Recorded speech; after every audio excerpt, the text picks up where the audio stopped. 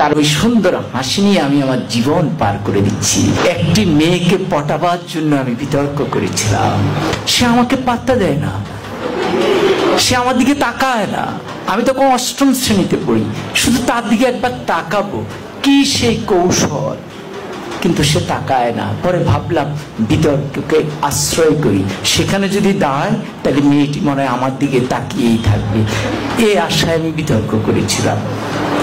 এরকম আশা নিয়ে একবার আমি সিলেট যাচ্ছিলাম, তখন আমি আর অষ্টম শ্রেণীর বালক নই, এয়ারপোর্ট স্টেশন থেকে উঠেছি।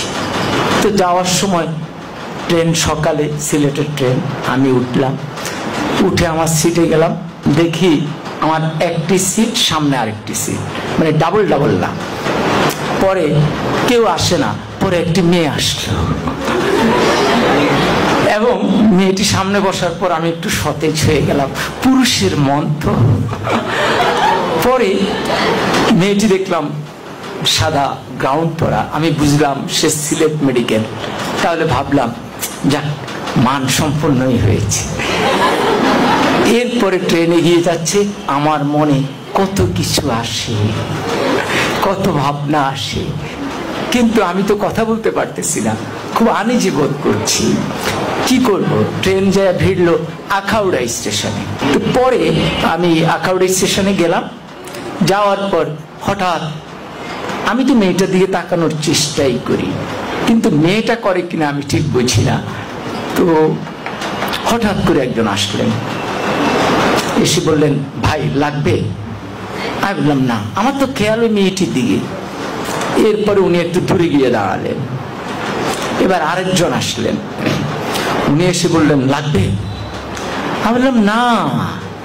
এবার উনিও গিয়ে দাঁড়ালেন, কেউ যাচ্ছেন না। তৃতীয় একজন একটু মোটা, সে আরেকটু ধমকের সুরে, লাগবে?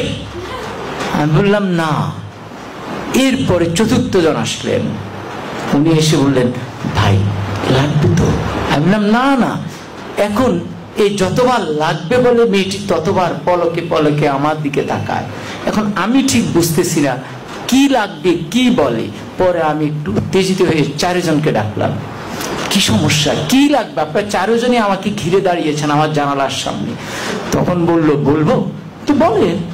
বললো, ভাই আমরা হিরোইন বিক্রি করি, আপনাকে দেখে মনে হয় দারুণ ভাবে আপনি হিরোইন ছিলেন।